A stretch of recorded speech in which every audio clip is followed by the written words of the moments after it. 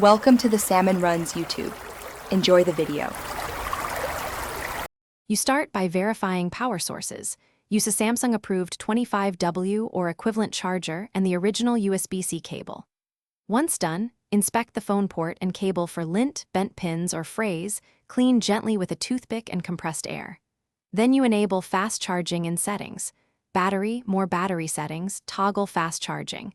This allows the phone to accept higher current. Finally, plug in directly to a wall outlet, not a laptop. Wall outlets supply stable voltage and prevent slow charge. Next, isolate the problem. Try a different known good charger and cable to see if fast charging resumes. If it does, the accessory was at fault. If not, boot into safe mode to rule out third-party apps that draw current or interfere. While in safe mode, measure charge behavior for 10-15 minutes. Make sure your phone has the latest firmware and install any OS updates. Manufacturers often fix charging bugs.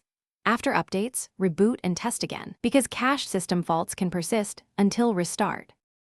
To finish, back up your data and perform a factory reset only if earlier steps failed.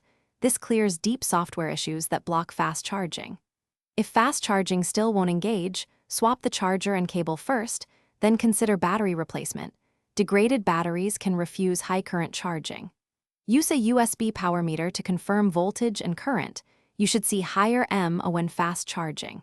If readings are inconsistent or the port is damaged, take the phone to an authorized service center. Professional repair fixes hardware faults safely. Thanks for watching. Consider subscribing if we helped you.